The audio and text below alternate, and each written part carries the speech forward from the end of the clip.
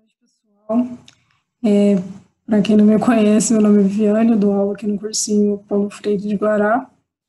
E para dar continuidade aí na nossa matéria de História, hoje a aula é sobre a Antiguidade Oriental e sociedades hidráulicas. Antiguidade Oriental a gente não vai trabalhar exatamente o que comumente conhecido como Oriente, né? A gente vai trabalhar mais o território do Oriente Médio.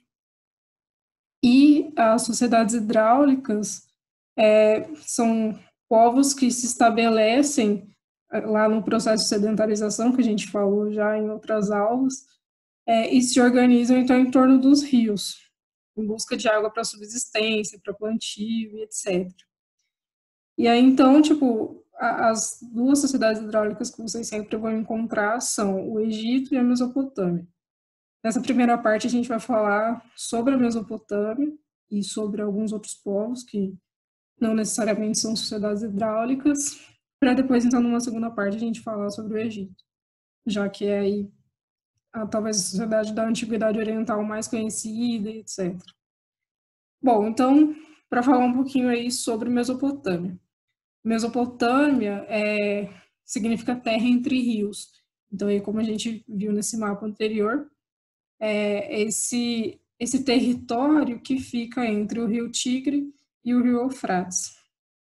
E então, como a gente já falou isso bastante acho que em outras aulas, é importante essa questão dos rios, porque quando os homens, enfim, os povos, né, começam a se estabelecer num lugar só para poder plantar, para poder colher, enfim, começa também a domesticar alguns animais, né, para não ter que ficar caçando animais selvagens, não ter que ficar se deslocando muito para poder sobreviver.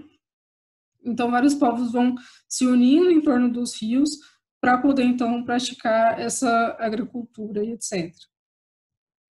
E aí, então, tem uma parte que vai ser chamada de crescente fértil. Chama crescente fértil porque o formato é o de uma lua crescente, digamos assim, e fértil porque é um solo bem apropriado aí para praticar agricultura e etc. Tem esse desenho mais didático aqui.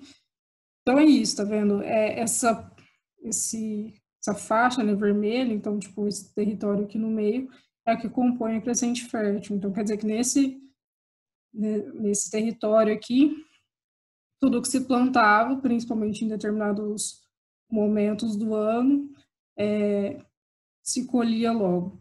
Por exemplo, nessa questão de se estabelecer perto dos rios,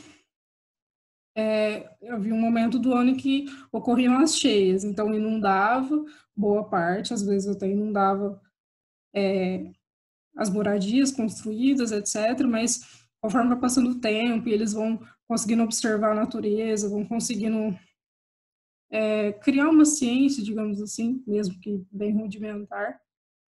Mas então, a partir dessa observação, eles conseguem ver essas cheias, em que momentos do ano elas acontecem, para poder aproveitar essas cheias para plantar, e para a terra então ficar bem irrigada, ficar bem fértil, para então também construir diques, né, formas de aproveitar bem essas cheias dos rios. E então, nesse local também, né, vários povos habitaram ali. A gente vai falar de alguns, que são os sumérios, os babilônios, os assírios e os caldeus. Tem outros povos também, mas geralmente aí, nas provas, etc., vocês vão ver mais esses povos. E aí, então, como tem esses povos, tem toda essa organização próxima do rio, isso vai criar também várias outras organizações, né? Organização social, política, econômica. E então vão aparecer as primeiras cidades. As sociedades, então, elas são divididas em castas. Provavelmente vocês já ouviram esse termo, mas basicamente as castas é uma hierarquia social onde não tem mobilidade. Então, por exemplo, se existe uma classe muito baixa, uma classe média, uma classe alta, a classe baixa não vai poder subir para a média, muito menos para a alta, a média também não vai subir para a alta. Pode até acontecer de descer, mas também é um pouco mais difícil, mas de subir, né, essa ascensão social, ela é ainda mais difícil. E aí também tem essa questão da religião e do poder político.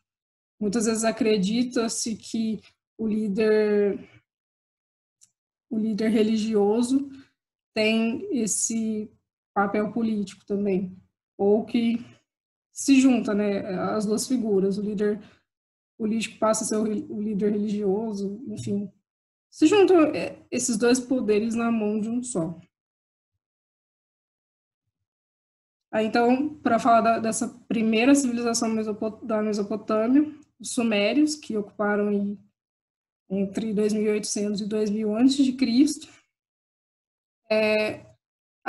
como eu já disse antes, né, vão aparecendo cidades, e aí, então são chamadas de cidade-estado porque tem essa descentralização, não é uma coisa coesa, cada cidade, né, cada região, cada território é administrado por uma pessoa diferente, e às vezes até de modos diferentes também, porque não é homogêneo. E então, os sumérios, né, cada cidade-estado era governada por um sacerdote e um grupo de anciãos no início. E aí, então, o que acontece? Esse sacerdote, ele começa a concentrar muito poder nas mãos. Então, ele começa a ter muito mais autonomia nessas decisões políticas e o seu status, então, altera. Ele acaba virando um monarca, e aí, então, ele vai ter esse título de patesi, espero que seja assim que se pronuncie. E aí, então, além de esse sacerdote que antes tinha esse poder limitado pelo grupo de anciãos, como agora ele toma esse status de monarca, o poder passa a ser hereditário, ou seja, o filho dele vai ter esse poder e o filho do filho, enfim, vai se construir uma dinastia nesse sentido, e essa dinastia vai ser baseada no poder despótico. Basicamente, então, o que é esse poder despótico? Esse poder sem limites, onde não tem uma outra instância para poder limitar esse poder. Se antes o grupo de anciãos podia delimitar o poder do sacerdote, agora não mais. O sacerdote é quem detém todo esse poder. E aí, a escrita cuneiforme também é uma das grandes contribuições, né, dos sumérios. Os sumérios, eles trabalhavam com lapidação de pedras e principalmente com a modelagem de argila. E aí, então, eles passam a marcar nesses quadros de argila mole alguns traços em forma de cunha. Cunha é essa ferramenta aqui. Para poder registrar, então, as trocas comerciais. E aí, aqui nessa imagem também dá para ver esse quadro de argila mole em que foi marcado com a cunha. Então, é possivelmente um dos primeiros registros de escrita. O segundo povo que ocupa, então, a Mesopotâmia são os babilônios ou babilônicos. O povo vem por volta de 1900 a 1200 a.C. Eles fundaram a capital Babilônia, né, que é a capital do Império, sendo, então, o maior centro comercial urbano da Antiguidade. Acho que é importante pontuar, né, que a Babilônia, os sumérios, eles tinham esse poder um pouco mais descentralizado, mas a Babilônia acaba por fazer uma centralização do poder. Então viram um império, né? Eles aglutinam várias cidades-estado para ficar sob o poder de um só. Então, aí também, algumas contribuições deles, eles aprimoram a escrita, criam o calendário relógio de sol. Acho que a mais famosa contribuição dos babilônios, talvez, seja o Código de Hammurabi. O Código de Hammurabi, ele é baseado no princípio de Talião, aí com essa frase que é bem famosa, né, olho por olho, dente por dente. Então é isso, o princípio de Talião, ele tem a intenção de causar no criminoso a mesma desvantagem que ele causou em outra pessoa. Então, por exemplo, você rouba uma pessoa, vai lá então e corta sua mão, porque acredita que tem uma equivalência entre o sofrimento que você causou a outra pessoa e o sofrimento, então, que você vai ter como punição por isso. É a mesma coisa, se você mata uma pessoa, você vai acabar sendo morto também. E se você tira uma vida, é equivalente que a sua vida também seja tirada como punição por isso. Então, o Código de Hammurabi vai ser aí, o primeiro conjunto de leis que vai tentar pôr ordem, digamos assim, né? Antes, como ainda estava começando a se organizar, a sociedade, etc., então esse aqui é mais um mecanismo de tentar fazer essa organização. E então o Hammurabi é quem é responsável também por transformar a Babilônia não, a Babilônia é a cidade, a capital, mas assim, que cria então esse primeiro império babilônico. Aqui nessa imagem dá para a gente ter um pouco essa noção da extensão do Império Babilônico. Então, é bem grandinho até. Depois a gente vai ver que outros povos também conseguem criar impérios, mas ali, em comparação, por exemplo, ao povo que veio antes, né, os sumérios, a Babilônia conseguiu construir um império de um tamanho bem interessante. Então, o terceiro povo são os assírios, que ocuparam a região aí de 1200 a 612 a.C. Os assírios, eles são conhecidos por serem, assim, exímios guerreiros. Então, era muito difícil que eles perdessem alguma batalha, alguma guerra, enfim. Mas eles também eram bem cruéis, né? Quando eles conquistavam um espaço, né, um território, eles invadiam, matavam e saqueavam a maioria dos vencidos. E aí mesmo os que eles não chegavam a matar, mas tinham um tratamento muito cruel. Os assírios, basicamente, eles buscavam uma saída para o mar Mediterrâneo, e na busca para essa saída, eles acabaram invadindo, então, o território da Babilônia. Eles conseguem formar um império, porque, como eu mostrei lá antes, a Babilônia em si já foi um império grande, então, conquistar esse território é bem importante para a formação de um império assírio. Mas aí, mesmo conseguindo criar esse império, eles sofrem muitas rebeliões devido a esse tratamento bem ruim que eles dão aos dominados. E então, em 612 a.C., ocorre a tomada de Assur, que é a capital do Império Assírio, pela aliança entre os povos Medo ou Medas, vocês podem ver de um jeito ou de outro, e o povo caldeu. Então, aí os caldeus vai ser o último povo que a gente vai tratar da Mesopotâmia. Com essa derrota, então, no Império Assírio pelos caldeus, esse momento é conhecido como o final da civilização mesopotâmica e é também conhecido como o Segundo Império Babilônico ou período neobabilônico. Acho que também mais conhecidos, né, quando se fala de antiguidade oriental. E aí, graças a ele também, as conquistas militares, né, são bem marcantes, principalmente por terem essas construções, né, como templos, torres, e os famosos jardins suspensos, como uma marca muito forte dele. Então, esse período vai chegar ao fim com a invasão persa. Os fenícios, né, já é um povo que não está ali na Mesopotâmia. É um povo que se localiza um pouquinho distante, mas não tanto, e não é conhecido como sociedade hidráulica exatamente por não estar ali próximo ao Tigre e ao Eufrates. Então, esse território dos fenícios ele é bem diferente das sociedades hidráulicas, porque é um solo estreito e cercado de montanhas e mar. Então, aqui, acho que essa imagenzinha aqui vai um pouco.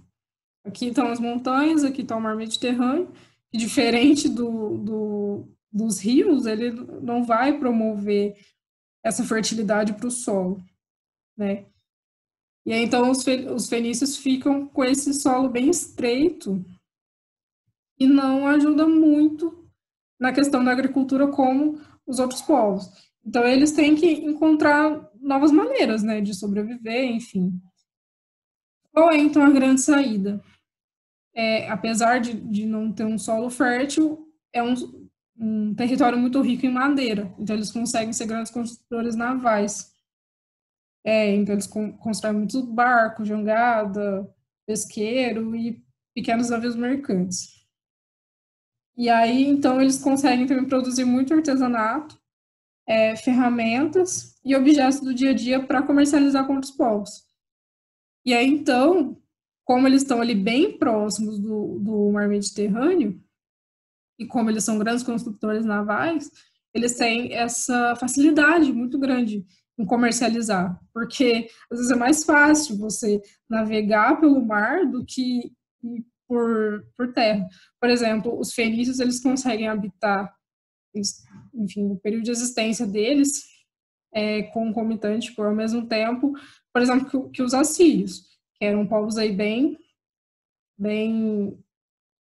cruéis, né? Quando se tratava de dominar outros povos, os fenícios tiveram aí a sorte de não se subjugar aos assírios. Porque eles conseguiam, tipo, comercializar com outros povos, conseguiam ficar ali no cantinho deles, digamos assim, produzindo as coisas e navegando pelo mar para poder sobreviver, né? E aí, então, com esse domínio do mar, né, e da construção naval, eles vão estabelecer esse poder político e econômico chamado de talassocracia. Calma, o nome é difícil, mas eu vou explicar. Talasso é referente a mar. Então é isso, é um poder marítimo, digamos assim. Como eles não têm esse domínio da agricultura, como tem outros povos, né, os povos das sociedades hidráulicas, mas eles conseguem se dar bem no mar, porque eles conseguem produzir outras coisas, conseguem produzir não só alimentos, mas conseguem produzir bens de consumo, digamos assim. E aí, então, conseguem também comercializar com os povos através do mar Mediterrâneo. E aí, então, os fenícios, eles não possuem um Estado forte, centralizador, como a gente viu em outros povos, mas ainda assim, é um povo que consegue se organizar política, economicamente, socialmente, enfim, através dessas trocas comerciais, né, dessa relação bem amistosa, digamos assim, com outros povos. E então, o declínio da Fenícia é exatamente quando o território é conquistado pela Pérsia também em 539 a.C., assim como a Mesopotâmia. Deus, ali na Mesopotâmia. E então, vamos falar um pouquinho sobre os persas, né, já que foi o povo quem conseguiu dar fim, digamos assim, a esses povos mais antigos. O território da Pérsia ele é situado ao leste da Mesopotâmia. Então, também, assim como a Fenícia, não é um solo bom para agricultura, enfim, é um solo bem seco e pouco fértil. E aí também, como os fenícios, eles investem mais, desenvolvem mais o artesanato e o comércio. Mas, claro, né, eles também precisam de alimentos, precisam da agricultura. Então, qual que é a sacada, né? Tipo, precisamos expandir nosso território. E então vai se formando o Império Persa também. E aí o Ciro, que comumente chamado de Ciro Grande, é o responsável por conseguir esse Império Persa. Mas, diferente de outros povos, o Ciro ele faz uma dominação passiva. Então, ele não chega matando, saqueando, enfim. Ele domina, mas ele mantém algumas coisas, tipo, ele dá a possibilidade das pessoas continuarem sua vida normalmente, digamos assim. Ele tem mais um interesse no território mesmo, em conseguir extrair algumas riquezas que não tem lá naquele território da Pérsia, mas também, tipo, sem a necessidade de se impor pela força, né? Então, aí, o império que o Ciro consegue criar, ele chega a ocupar, então, a Ásia Menor, a Mesopotâmia e depois o Egito, que, como eu disse, a gente vai falar numa outra parte. como esse império, então, vai alcançando proporções muito grandes, né? Aqui eu trouxe essa imagem exatamente para vocês poderem ver isso. Aqui, ó, esse aqui é o território original da Pérsia. Pérsico, do Mar Arábico, mas não tem um rio como tem lá o Tigre e o Eufrates para a Mesopotâmia e o Nilo depois para o Egito. Então, aqui, esse território é original da Pérsia. E aqui, em 550 a.C., essa parte verde é todo o território que o Ciro Grande consegue anexar à Pérsia. Depois, então, em 547 a.C., ele pega esse pedacinho aqui, consegue anexar esse território também ao seu império. Aqui em 539, né, ele consegue anexar esse território, né, da Mesopotâmia, enfim, que foi o Império Babilônio. E aí, então, depois ele expande para cá. E aí, então, é um espaço muito grande, né? Então, como que uma pessoa só vai conseguir administrar esse espaço todo? Ainda mais que ele faz isso por uma dominação passiva, ele não faz isso impondo a sua força. Ele cria esse cargo de sápatra. Esses sápatras é como se fosse um governador local. Então, lembra lá que antes tinha cidades-estado, etc. Por mais que seja um império, o Ciro acaba tendo que fazer uma certa descentralização. Lógico, todos ainda respondem a ele é o imperador. Mas ele precisa criar, então, esses cargos de confiança em cada local, para servir, então, como um governo aliado ao imperador, que possa, então, reportar ao imperador todos os problemas, todas as revoltas, enfim. E com isso também acaba tendo um grande desenvolvimento, né? Porque, por exemplo, são construídas estradas para poder facilitar, né, o acesso entre esses locais que ele tinha então conquistado. Então é isso, os sátrapas eles vão servir como esse braço direito do imperador em cada local, em cada cidade-estado. E então o Império Persa ele vai ter fim depois com a dominação do macedônio Alexandre Magno em 331 a.C.